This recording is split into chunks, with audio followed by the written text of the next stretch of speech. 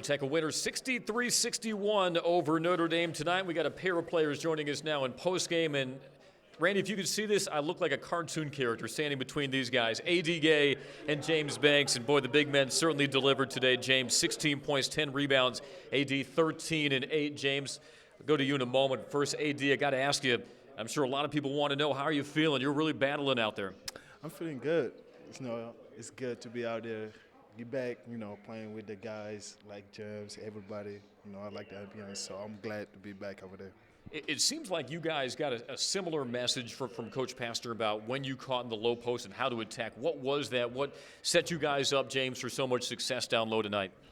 Coach just tells us to dominate. We play off of each other. He gives us confidence to make moves when we get in there. We make the right read, which is either going to be score or play with each other, and that's what we did tonight, and that's why we were able to get a dub. All right, A.D., you were operating a lot in the high post and then relocating down to the low block. I heard Coach Pastor talking shoot-around about the importance and the value of patience in the post for you guys. Explain why that was so crucial in making sure that you in particular got good looks against Notre Dame. Just like when the ball get to the middle, he wants us to take our time, serve it, because they bring the 5-man up, so it's just one-on-one coverage out there.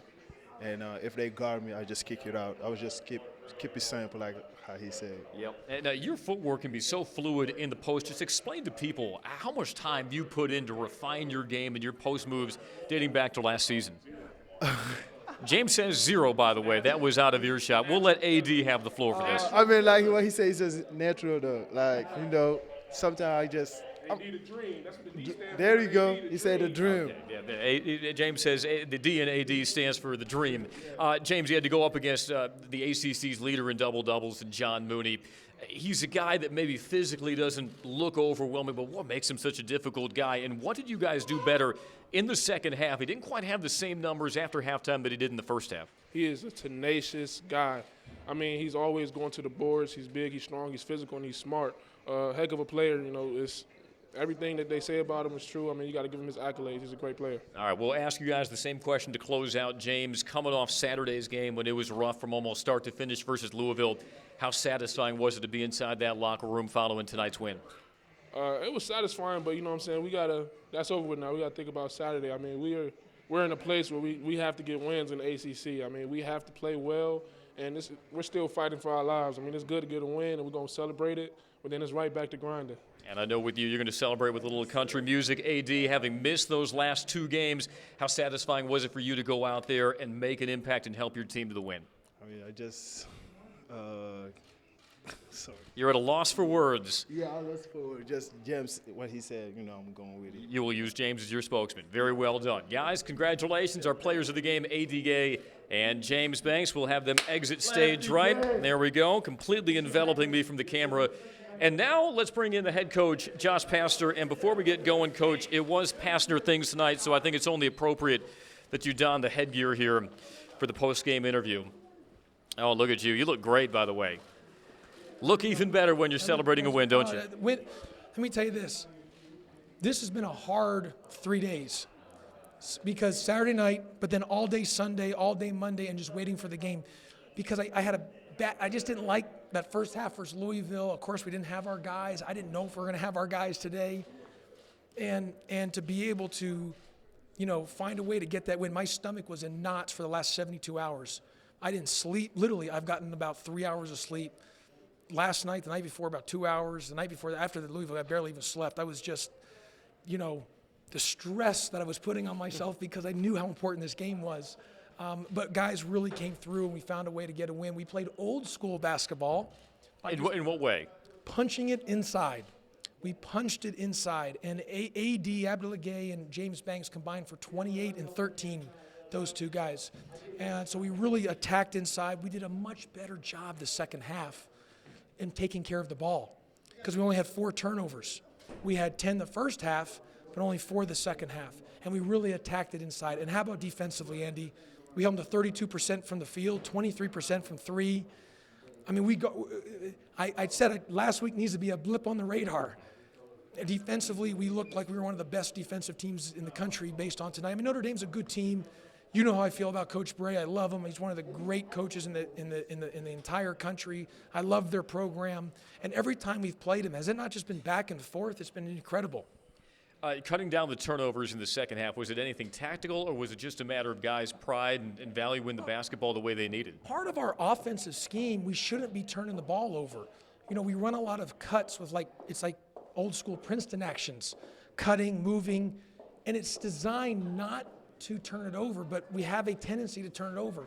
Part of it's being youth.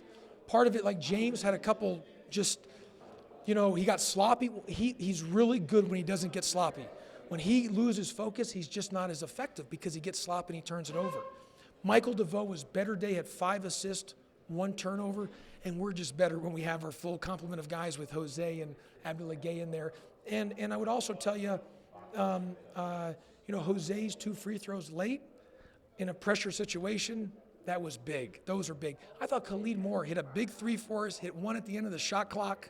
And he really played a nice game for us. They really hurt us on the offensive glass. They got 20 offensive rebounds. Now, when you're zoning, there are some bad bounces, but the issue became, that they just got some rebounds, and we've got to do a better job of not allowing that second, third opportunity every time they got one. But I took the stress level inside me was incredible. Every time they got an offense, I kept telling our guys, they have 20 offensive rebounds. That's 20 days off my life. God, I pray that I can live to 115, but now I might be to 114 and 300 in, 42 days. And, of course, you would keep a running count. With Michael, the 5 assists, he also reached double figures.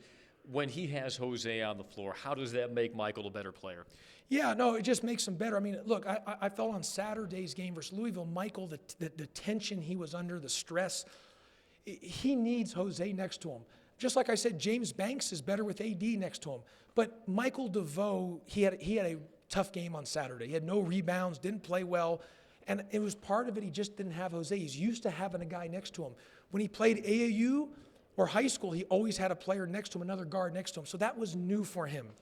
But it's going to make him better in the long run, but he's a better player next to Jose. Him and Jose together, after this year, we still got this remaining year, and then we've got still 2 full years with them. They're going to grow and keep getting better together and be a great guard tandem. All right, finally, you held Notre Dame for the game to 32%, 7 of 30 from 3, and Mooney did finish with 22 points, 14 rebounds, but wasn't as effective on the glass after halftime. Also, you held T.J. Gibb to half a season average, had 7 points, did dish out 5 assists. What did you guys do well to bother those 2 leading guys for Notre Dame, Mooney in the second half and then Gibbs for the entirety? Yeah, you know what? We did a nice job in the second half on Mooney.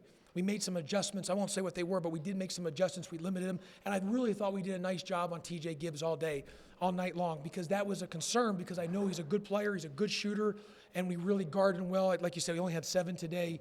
Held him way below his average and made it tough, and that's one of the reasons we won the game. It's a great defensive performance. Our identity is all through defense. That's why we're one of the best defensive teams in the country. It's our only way of survivability in the ACC. We have to be so good defensively. And last week, it was a blip on the radar. We weren't great defensively, and we lost both games. Our only chance of success has to be through defense. It's our identity. It's who we are. It's what we're about. It's our culture is a defensive mindset. Coach, you moved to 1-0 on Pastor Things Night. Congratulations. And I'm 2-0 in the WIGs because we won last year with Northwestern, and we won this game because we had some of the WIG things. So maybe we need to do WIGs every night. WIGs for everybody. WIGs for everybody all year. And I think we're 1-0 in donuts.